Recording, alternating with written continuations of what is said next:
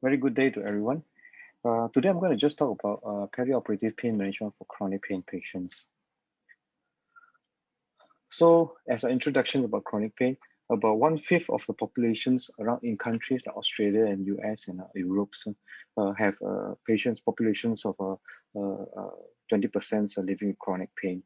In Malaysia, in 2008 was only reported 7% and mostly more commonly in the female. However, I feel that this data is a bit outdated because there's a rising prescription of opioid for non-malignant chronic pain globally. So I'm sorry that I cannot get a latest data. This is the one that only I can manage to get from a pain campsite.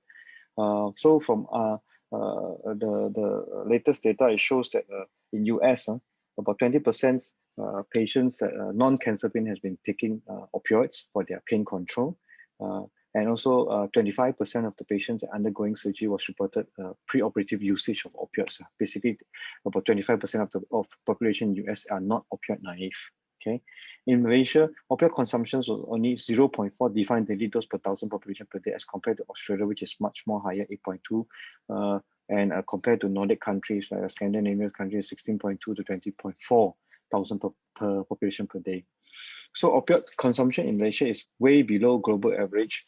It's about in 2011, it's only 1.48 capita as compared to the global mean of 6.11 milligram per capita. So usage, this is the WHO usage up to 2015 that I able to get from the website. It's about the same as 2011, about 1.48 or maybe slightly lower than 1.48 milligram per capita in Malaysia. What are the usual opioid that we use? Actually, we use fentanyl most of the time. Lately, I mean, in recent few years, past 1 decade. Before that, it's actually petidine and morphine, okay, which is the chocolate and the orange line. And then, of course, with the new drugs like oxycodone coming in 2007, is a steady rise usage of it. So from this chart, we can see that the red one is a global mean of opioid consumptions per capita is about 5.42 milligram per capita in 2015. For Western Pacific, which is China, Mongolia, Australia, New Zealand, and the countries in Southeast Asia, and including Singapore and all that. So it's only 1.67 milligram per capita, and Malaysia is actually way below that, okay? So some definitions before I carry on with the main topics. Pain is actually an unpleasant sensory emotional experience associated with resampling that is associated with actual or potential tissue damage, and it expanded upon by addition of 6 key points. Pain is always a personal experience, okay, very individualized. Pain and nociceptions are different phenomena, so it's a different two entities, okay, and through their life experience, each individual will perceive, have their own concept of pain, okay? We perceive pain differently. Whenever a person tell you that the experience of pain, we should respect it. Although pain usually serves as an adaptive role, it also will affect other part of your life, like how you functions, how you social yourself, and also your psychological mentality thinking, okay? Verbal description is only one of the several way to express your pain. Of course, we have other way to communicate pain across. Of course, you have patients that are unable to communicate. You have other way to actually assess the experience of pain, like a CPOT on a PBS, a behavioral pain scale monitorings, and or you have babies that cannot tell you have Wong Baker, etc., etc. So definitions of a chronic pain, basically any pain that more than 3 months beyond the time frame of a normal tissue healing. Multimodal treatment, basically just using more than one modalities to treat the pain. Excuse me. Long-term opioid use, basically usage of opioids in most of the days for more than 3 months. Okay, addiction is basically a chronic neurobiological changes, okay, or disease itself, okay, develop over time, where patients will show impaired control over the drug use, compulsive use, and also continue use despite harm and presence of craving. Pseudo addiction basically is a phenomenon where patient is actually undertreated with pain, whereby patient will show you certain behavior that's similar to addiction, is asking you to give them more, but with a real pain behind it. Okay, so physical dependence, basically patient don't show the craving behavior. However, but when you reduce the dose or you stop the drug abruptly, patient body itself will have the changes or responses like typical addicts, high what do you call it, tachycardia, sweat, sweating, tremors, diarrhea, nausea, vomitings. Okay. Tolerance is a state of adaptations where the drug that you have been given to the patient or the opioid has been given to patient will have a reduce or diminutions of the reactions over time. So it happens because of a desensitization, internalization, and downregulation of the receptors over time. Okay, cross tolerance is a phenomenon where using one particular drug of the same group drug will affect the tolerance of another group. However, this can happen, cross tolerance can happen in many group of drugs. I'll give you an example like benzodiazepine, opioids. However, opioids they will show incomplete tolerance. Okay. Opioid-induced hyperalgesia is another phenomenon that will develop in a chronic user. There you will have a paroxystically demonstrate the increased sensitivity to pain. Okay, so patient, the more you give the drugs of morphines or any opioids will actually cause more pain in patients. And how to differentiate this from other from the acute pains or for any other pains? The more you give, patient will have heightened or increased pain. At the same time, they cannot pinpoint where is the pain. Everywhere is painful. Okay, it's not like a localized pain after an incision scar or post-operative, or you have a knock that is specific to your knee. The patient said this is painful. For opioid-induced hyperalgesia, they cannot tell you that. It was just I'm painful everywhere. Okay, okay, and it's very sensitive. You touch it, he's going to scream at you or she's going to scream at you. So from this chart, it's just a summarize of what I just briefly mentioned. So opioid-induced hyperalgesia, it can happen abruptly or it can happen gradually. And you give opioids will worsen the pain. Opioid tolerance, of course, it will take place over time. It's not like an acute overnight thing. It will slowly develop and slowly take place. And you give opioids or the extra drug, it will actually help with the pain.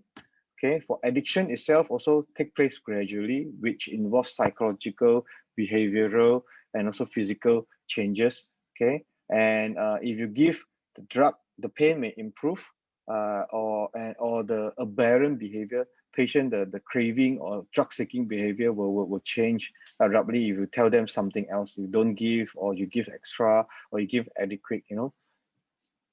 For pseudo addictions, the onset is variable. It depends on what kind of operations or what kind of incidents patient was involved in. Okay, but you give the extra opioids, patient will improve.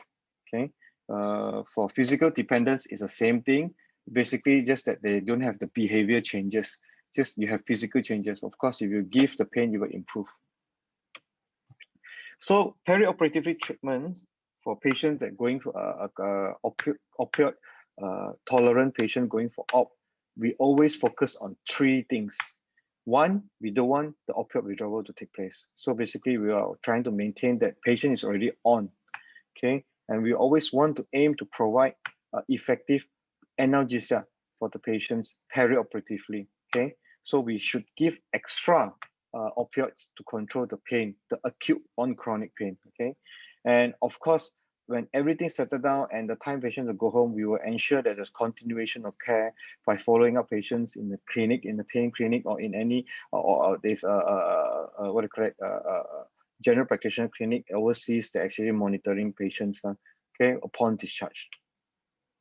So perioperative management, what should we look for?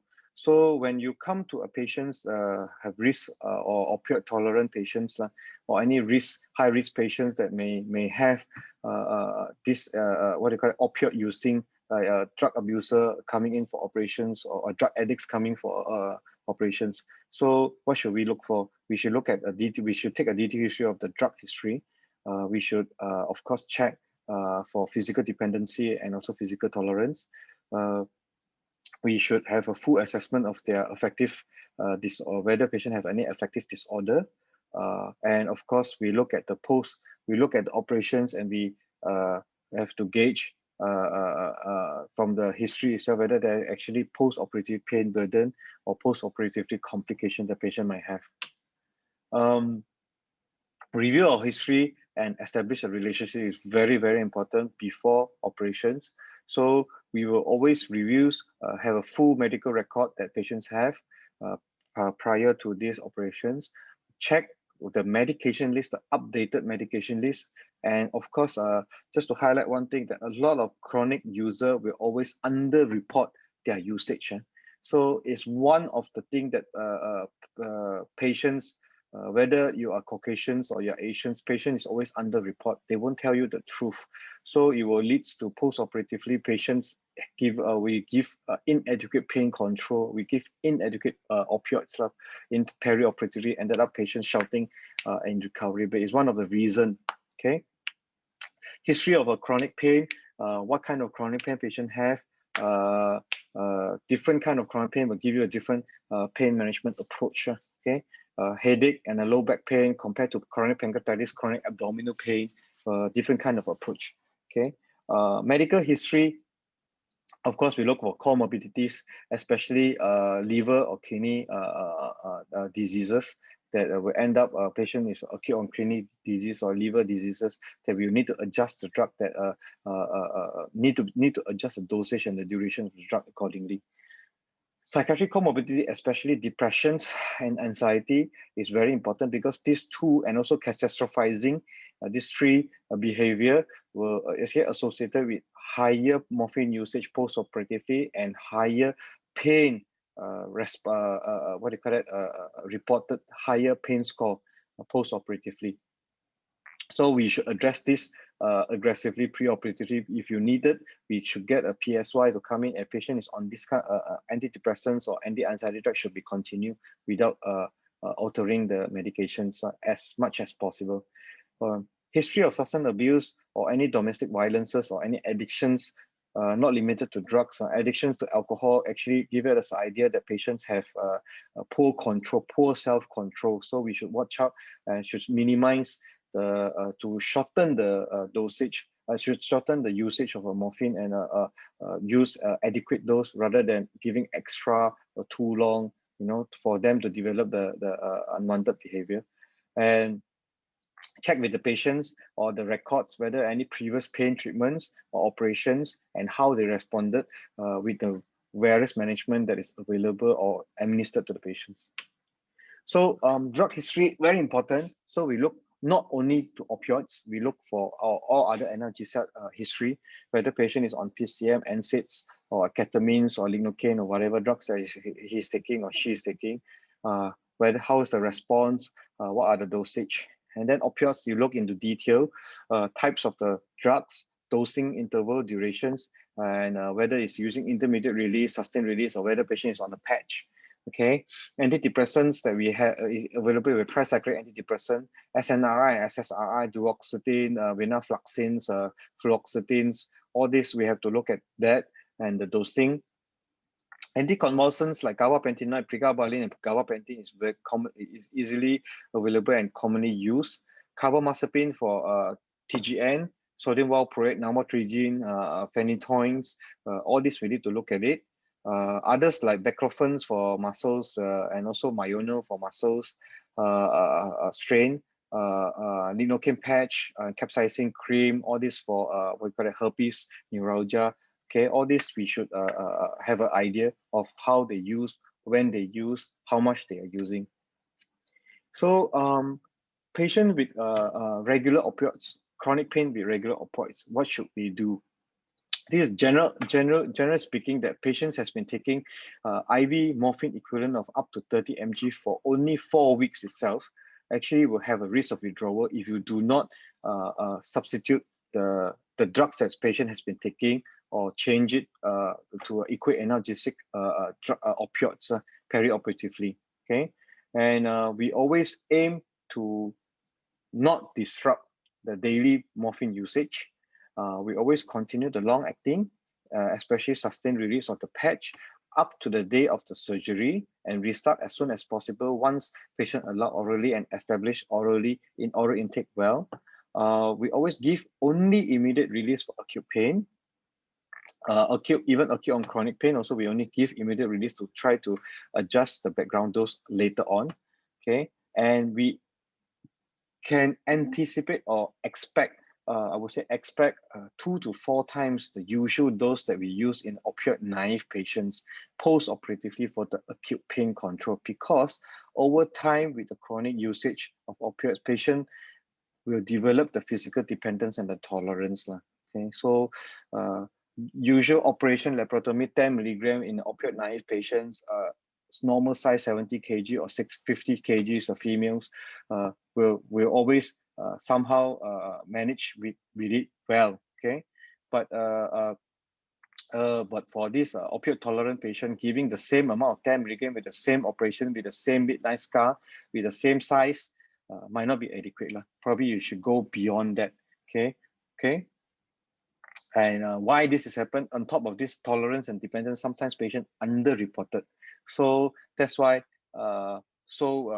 we always use more, we should allow more than the usual. Okay, so and also when we give more, of course we expect side effect is more. Okay, not always the case in opioid tolerant patient. Usually it's less evident, I would say, like constipation, nausea, vomiting, respiratory depression for opioid tolerant patient is very rare because of again the dependence and the tolerance that has developed over time. Okay, transdermal patch should be used as a background if there's no contraindications, but you have to be vigilant when patients going for operation, because the patch that is available nowadays is very sensitive to heat. So if we put warming blankets or any warming gadget that we use that is actually attached to the patch or very near to the patch, increased temperature will increase absorptions. So it will increase the drug effect. So you have to watch out for that. And definitely patch is not for acute pain control. Okay, so whenever you want to change one type of opioid to another type, or another form to another type, parenteral to oral, we always use the equal analgesia table to convert to morphine equivalent, oral morphine equivalent dose before we convert to another drugs. And should consider cross tolerance, which, say for example, for morphine to oxycodone, okay, IV, you always change to oral equivalent doses first, or oral morphine equivalent doses first before you convert to any other opioids. And then if the amount that used for the patients based on the equal analgesia, say is usually I won't reduce because of cross tolerance if the pain is not well controlled. If the pain is very much well controlled and patient is very comfortable, then probably I will start 50% of the equal analgesia calculated dose. Then I will, as a background, and then I will start the immediate release on top of the background, and then I will adjust accordingly. Okay. And of course, background parenteral infusion can always use to replace all the daily morphine requirement if patient cannot take orally. So when we consider opioid rotations and how we convert, so when intolerable side effects or inadequate analgesia, despite escalation of drug, these two are the main reason why we change one opioid to another. Okay, and again, just to tell you that patient shows opioid shows incomplete cross tolerance. So after calculations from the using the equal analgesia table, converting from one morphine, one drug to another drug, and then you calculated the amount, you should consider reducing the amount to half of it, and then you adjust accordingly. But like I mentioned earlier, I will base on the clinical rather than what the book tells us to do, because equal analgesic conversions on a well-controlled patient, I will only consider reducing the new drug half and then adjust accordingly and increase it. But if a patient that is not so well controlled with the amount that is already on, I will just convert equal analgesic without reducing. So this is one of the many tables that are available online, and I find this table is very useful to me. That's why I share it here. So you can use any opioid conversion table or chart that is available in your hospitals, or anything that you can find on website that you're familiar and you're comfortable with, as long as you know how to convert, why you convert, and how to use the table accurately and correctly. And this is one of the simple calculations that if you're lazy to look at a chart, changing from fentanyl might per hour to oral morphine is a ratio of 4. For buprenorphine patch is ratio of 2. For oral oxycodone to oral morphine is a ratio of 2. For IV morphine to oral morphine is ratio of 3. Tramal is 5 or 10, but I always take 5. Codeine is a ratio of 10. And tapentadol is not available in Malaysia yet. I don't know. It definitely is not. It's not in my hospital, but it's ratio of 3. Okay, so opioid therapy for substance abuse and also substitution therapy. So basically, sometimes we have patients that coming in with a history of addictions. Okay, and patient is on certain drugs to control the addictions. For example, like methadone, buprenorphines, and also naltrexone. Okay, so substitute therapy is actually the aim to reduce the harm of the drug use and provide stability and prevent withdrawal. Of course, we will always aim to prevent craving. Methadone is a mu agonist as well as an NMDA antagonist and also a monoamide oxidase inhibitors.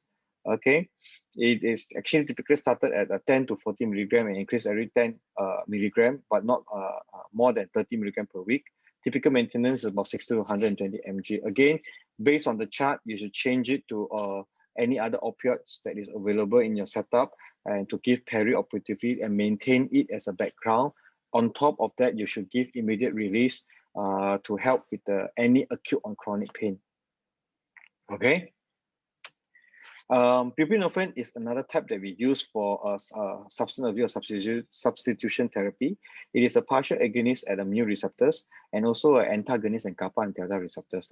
It has a very high affinity on opioid receptors. It dissociates slowly over extended time. So it actually prevent craving up to 48 hours with less sedation and euphoric effect. There's a debate of a sublingual, whether you should continue patient on buprenorphine sublingual use. But if I'm not mistaken, I think it's quite expensive in Malaysia, and it's not available in my hospital. I'm not sure about other hospital, whether HKL or any other center is actually having this. Anyway, the strategies if patient is on sublingual buprenorphines, there are suggested 3 ways to go about it. One is to rotate totally. You convert the buprenorphine to another full agonist, and based on the equal analgesic dose, or then you adjust accordingly from there, or you maintain the current sublingual buprenorphine dosing and give immediate release for acute pain, or you give you maintain the sublingual and you give supplemental dose using buprenorphine. But from what I understand and what I encountered, because I only encounter with buprenorphine patch patch, okay, which is 5 or 10 mic per hour, which if you count over 24 hours, it will about 100 to 250 mic per day per 24 hours. So it's fairly low dose. So I will always continue the patch, and then I will just give the immediate release, okay, and watch for all the side effects from there, that maybe I need a higher dose for the desired effect for the acute pain control, okay, because of the patients have antagonist kappa and delta receptors effects, okay. So naltrexone is one of the long-acting competitive opioid antagonists with a duration up to 72 hours. Chronic use will increase the sensitivity of morphine-induced analgesia and doubling of brain of mu and kappa opioid receptors. So basically, we will always stop this drug 72 hours before the operations However, after you stop, patient will be might be not 100%, might be very opioid sensitive. So if patient on naltrexone for substance abuse therapy, we always recommend that use any other opioid sparing technique if available, unless it's necessary. Only we will start opioids. If the patient is put on opioids, we usually advise patients to be monitored in high dependency unit for first 24 hours in case patient has heightened response to any opioids. So that is a brief idea about opioids conversions and opioid usage and how we go about it, changing it from one type to another type, and how to monitor, how to adjust for substance abuse as well. So I'm just going to talk briefly about other drugs that we use perioperatively for chronic pain patients. One of it is antidepressants. So what we should watch out. So antidepressants not actually limited to pain, actually used for anxiety and depression as well.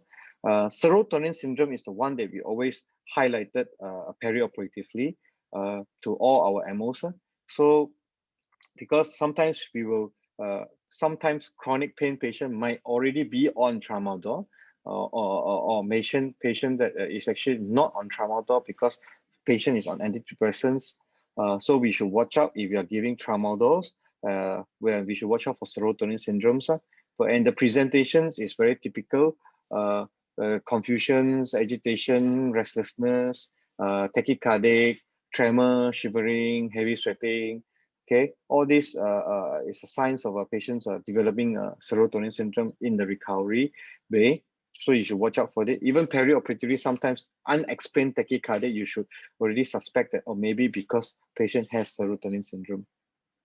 So one of the paper about 2 decades ago showing that cesations of antidepressants actually show increased depressive symptom, delirium, and confusion post-operatively. So the advice is very simple. From me is we will continue, because paper latest one also show that low dosing of less than 25 milligram of amitriptyline for pain control actually won't cause much of a side effect like arrhythmias or hypertension.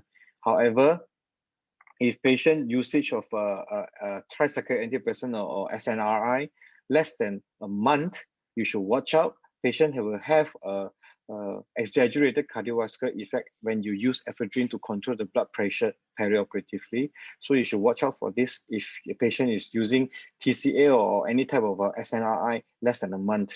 Okay.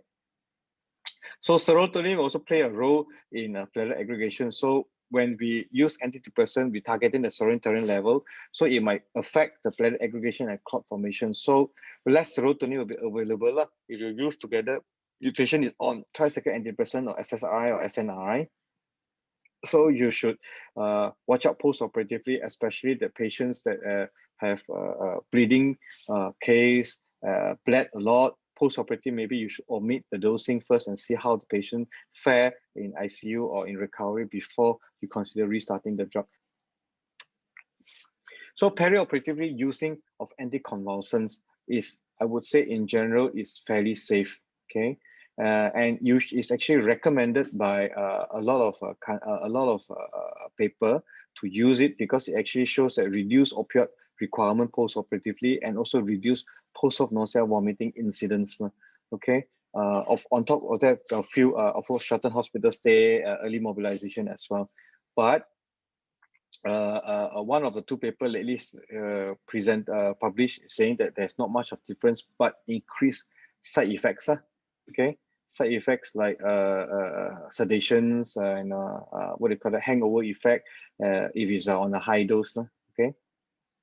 Okay. So however, before operations, long-term using of anticonvulsant like carbamazepines or sodium valproate will have low blood counts, thrombocytopenia, neutropenia is quite common. So, and also hyponatremia is very common. So we always check, do a full blood count, AFT, Buscret, to make sure all these are within normal range before we go for operation. If there's a need of cesations also, because of all these abnormalities or because surgeons request or whatever, for whatever reason, for us to stop all these anticonvulsants also will take some time to stop. So you have to watch out for withdrawal syndromes. So you take about 7 to 10 days to gradually taper down the dose and finally off it before the operations. Spinal cord stimulation is not commonly encountered in Malaysia because we do not have the facility, I would say the budget to do it. It's very expensive to be inserted one. You're talking about 50 to 60,000. I think the temporarily also 30,000 plus. So, but anyway, if you lucky to have this case, chronic pain patient coming in with a spinal cord stimulator, okay, so we should always off the machines pre-operatively. And you turn back on once the patient is fully conscious in the ward when acute pain is stabilized.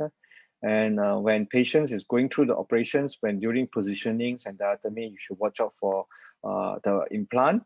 And device should always be checked before restarting. That's why patient have to be fully conscious, because after starting, we have to always test the thing first before you start, with patient telling you whether this is the actually normal sensations and normal stimulations and also normal pain control. Okay, so perioperatively, not necessary to give any antibiotic prophylaxis if the implant is inside too. Okay, intrathecal drug delivery system is quite common, especially cancer patient going for operations. Inserted quite common. I wouldn't say quite common, but it's done fairly regularly in hospital like Hospital Selayang and Hospital Al-Astar, where you have a budget to buy these catheters. So it's actually an implanted subannular catheter into the with a reservoir blunt pump. Similar management to what I mentioned, just like how we deal with a spinal cord stimulator. When patient going for any MRI, have to highlight to the radiologist patient have this implant, and we never adjust intrathecal infusion for the acute post of pain. We always maintain the infusions if there's no contraindication to maintain for background pain control, and we do not need any antibiotic prophylaxis for this kind of patient going for operations. Psychological approach, I would say, is very important. It's actually, I would say, a psychological approach itself help us to win the war by 50% at least, I would say, even before we go into the war. Okay, so reason why is because we always need to talk to patient, build a rapport pre-operatively, and then we educate patient post-operatively pain management with the available pain modalities, and then we always formulate the best options with a realistic aim. All this will give a sense of control to the patients. Patient will feel that they are actually in charge. They are deciding their fate themselves. Okay, so all this actually help to prepare the patient mentally and also physically. Okay, so patient is more prep themselves. They know, okay, I have this, I have this, I have this.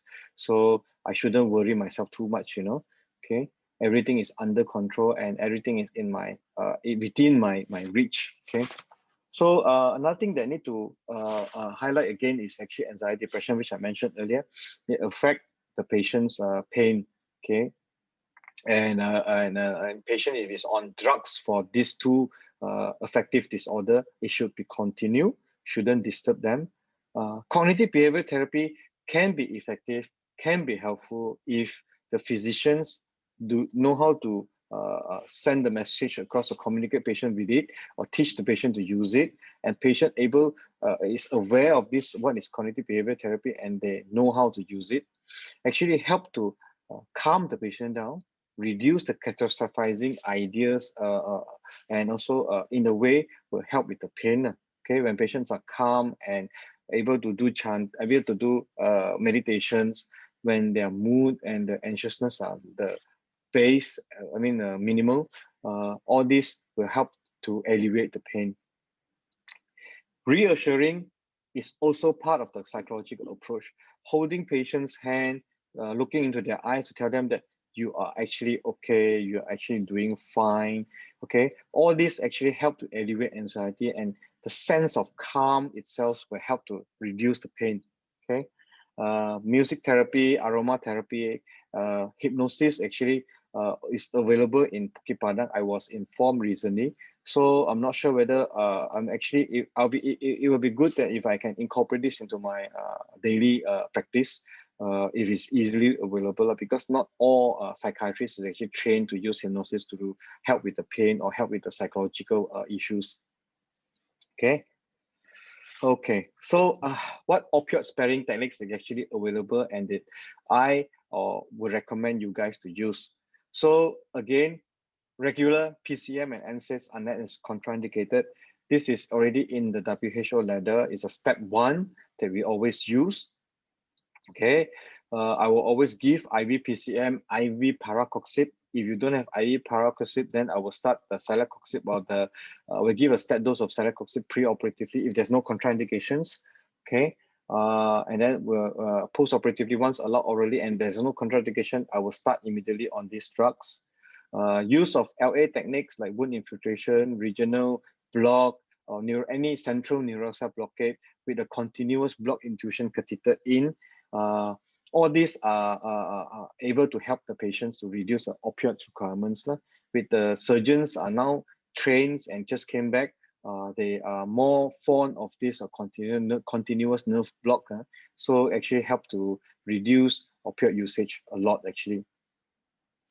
Carbapenemoid, like I mentioned earlier, is helpful preoperatively to reduce, to give preoperatively, to give, and also perioperatively to help to reduce opioid usage.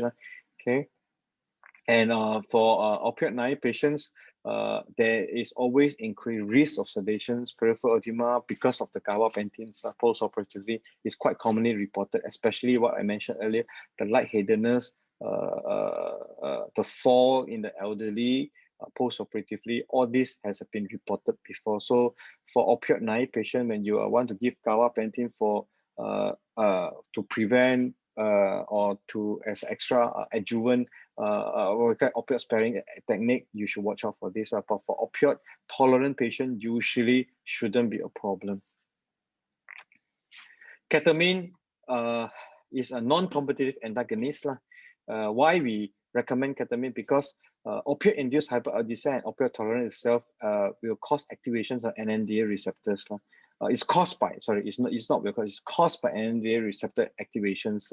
So it's one of the mechanisms that leads to opioid tolerance and opioid-induced hyperalgesia. So using ketamine sort of reduce or minimize these two effects. Okay.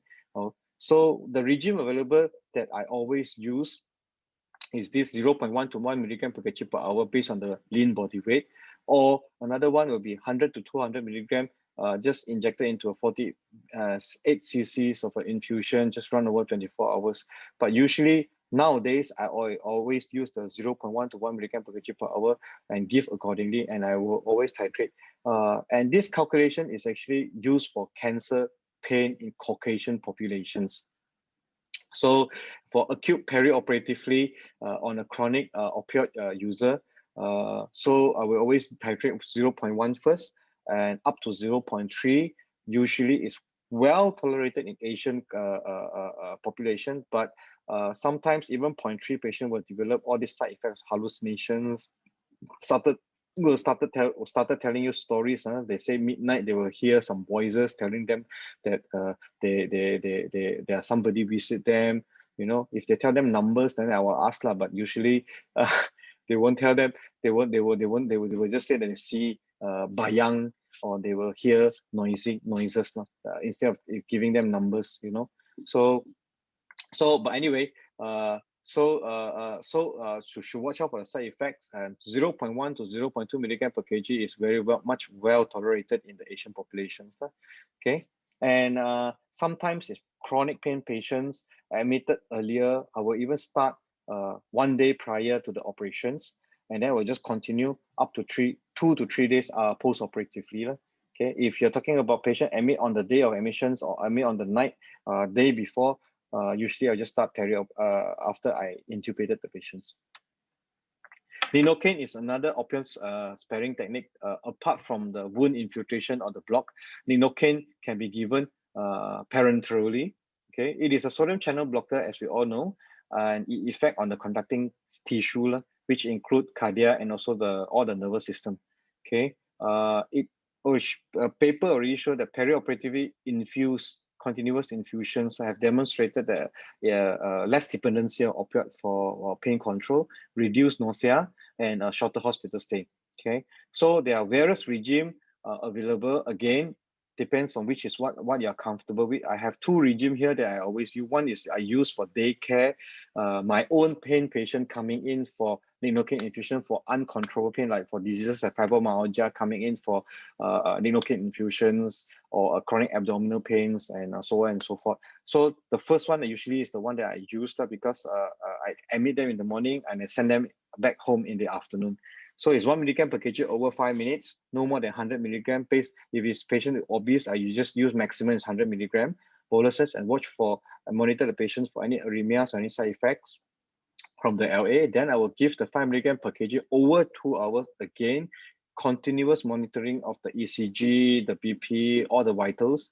Okay, and after 2 hours, I will allow patient, if patient is okay, then I'll monitor for another half an hour to an hour. Everything is good, then I'll allow patient to go home, and then you repeat again the next day. And this is a week regime, you know. So Monday will come and then it will continue until if patient is able to tolerate, it will continue up to Friday, and then I'll review her or him in the clinic the following week. This is the usual things that I give to patients. Okay, and paper already state that anything less than 5 milligram per kg over 2 hours is actually less effective. The amount 5 milligram or even higher 7.5 milligram, but of course anything more than 5 milligram, the incidence of side effect is very high. So 5 milligram is the recommended now at the moment to have the optimum effect with the minimum side effect. Okay, for bolus doses over 2 hours. Perioperatively, I use the number 2. Okay, so 1 to 1.5 milligram per kg bolus with the infusion 1 to 3 milligram per kg per hour, up to 200 milligram infusion. If it's too obvious, there's 200 milligram is a cutoff point, 100 milligram for the bolus again for the cutoff point. So this will be infused over perioperatively up to the recovery day. If you are comfortable to send the patient to the ward that the patient is going back to with this, you can go up to 72 hours.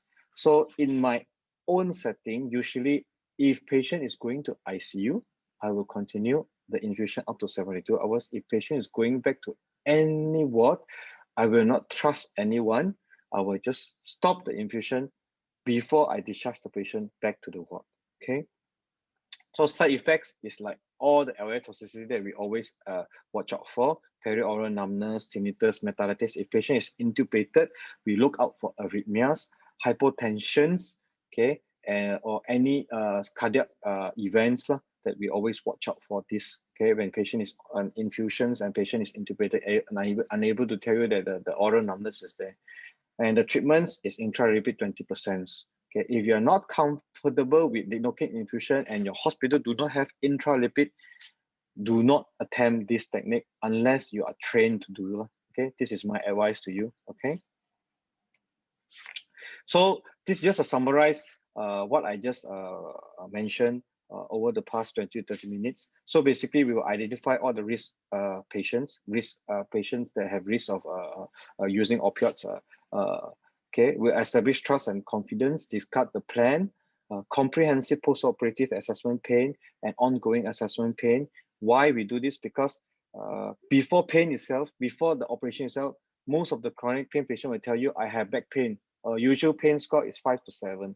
So it's not it's post-operative how you're going to assess the patient. So we don't usually go after the pain score per se. We will look at the patient in general terms as well. We look at patient clinically as well. Patient able to sit up, able to communicate well, able to look at their phone, smiling with their partners or carer that is always chit-chatting. So if they're telling pain score of 5, I would still be very comfortable because patient is okay, you know. And most of the patients that have been living with chronic pain with pain score of 5 is normal to them. So I don't always chase the pain score. And whoever have done APS round with me in my hospital, they know that I always tell them that chronic pain patients, we don't chase after pain score per se, but we still try to monitor based on the patient's clinical and also pre-op scoring to adjust.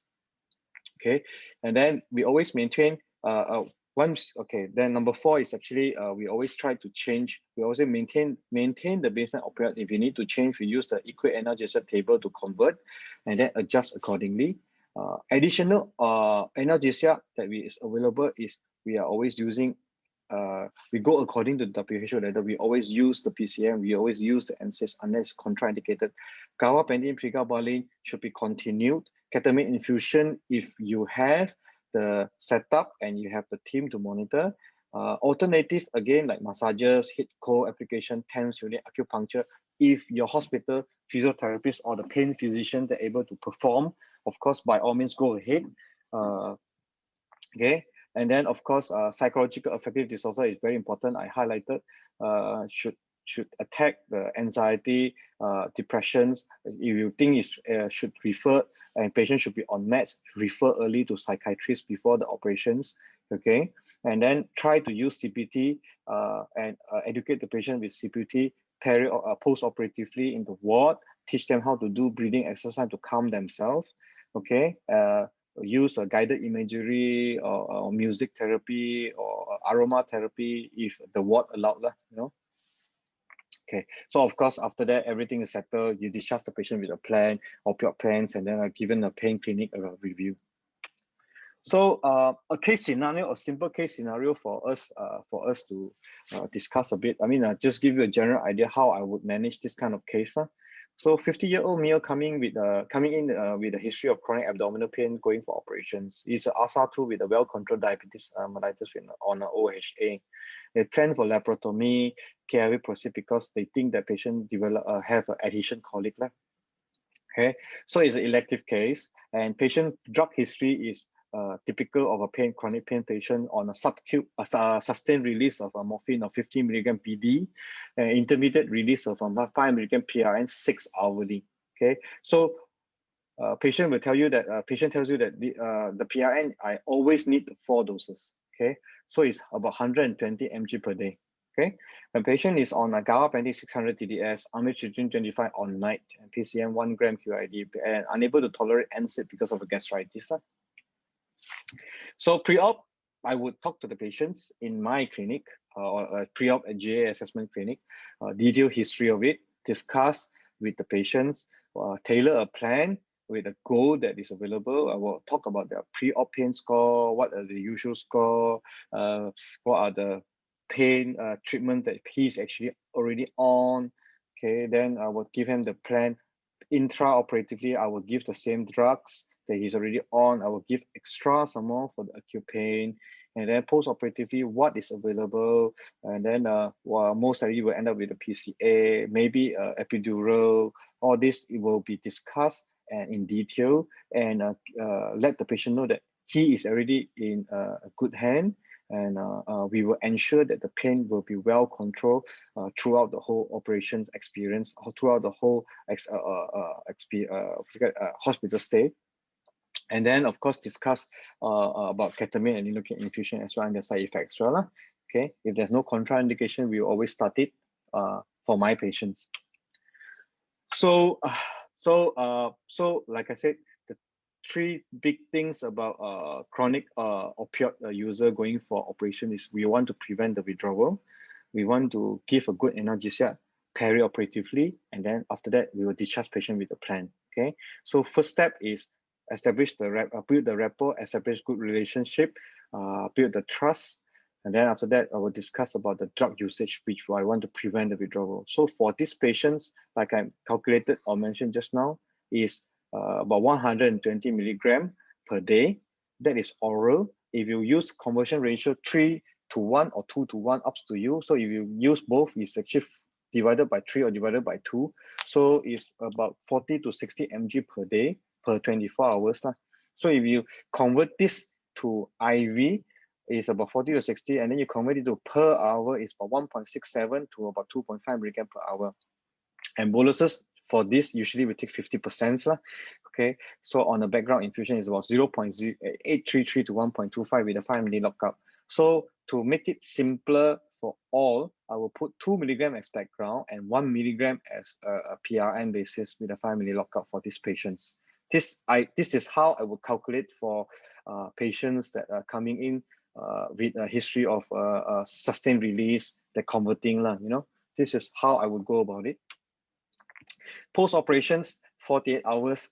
After operations, in the recovery, patient is well, everything is good, patient go back. I will still continue the PCA for up to 24 hours minimum, to at least I know what is the baseline requirement over 24 hours when patient already have a fresh incision wound inside too, or maybe up to 48 hours, okay, to have an average, to have a general idea of how much morphine patient need, or even longer if patient's oral intake is not established. Okay, once patient allowed orally, I will always convert the PCA, the IV form, to oral. So say, for example, this patient need 60 mg IV over 24 hours post-op. Okay, we already established that. Okay, so to convert it back to oral, 60 mg times 2 or times 3 is about 120 to 180 oral morphine equivalent in 24 hours. So how to convert? I will convert to slow release, maybe 60 to 90 mg per day, with the PRN doses, 1/6 of the doses, which is 20 to 30 mg PRN for hourly. So I will start 60 mg BD, okay, for the sustained release, and then 20 mg PRN 4 hourly, okay. Not to be so afraid, because this is the equivalent analgesic dose of the IV patient already been on. So the side effects, you still need to watch out, still need to monitor, but I can tell you that from my own experience, patient will rarely develop, will not be respiratory depressed in front of you, you know, but I still will tell the nurse to monitor closely. Then from there, when the wound heal, of course, maybe a few days later, patient is much better, the dose can be reduced, can be readjusted, okay? And then upon discharge, patients, the final dosing is what? And then we will give that maybe over 1 or 2 weeks to be reviewed in the pain clinic again, okay?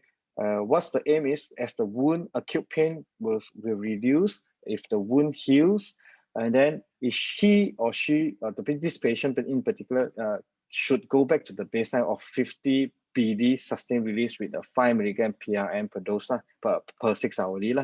Okay, this is how I would go about cases like this. So this is my last slide.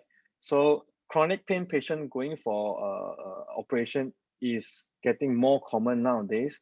For this one, last month itself, I have 2 or 3 patients. If MOs that has been able to do round with me, probably they have listened to what I just talked to you guys. Probably have a one session or 1 or 2 during the round, and guiding them and teaching them about this. So it's not that difficult. It's quite straightforward. So pain is always, pain is inevitable, I would say, but suffering is an optional. So psychological part play a very important role. So don't panic when you see any chronic pain patient with high dose of morphine sustained release coming for op. If you have any issue, always refer to the pain specialist, or someone that senior have experience with it. Okay, it's not that difficult. Once you get to do 1 or 2 cases, familiarize with the opioid sparing techniques that is available. I think it's quite straightforward, and it's easy to manage. Okay, so keep calm, and all of us can reduce the pain for the patient. Okay, thank you so much.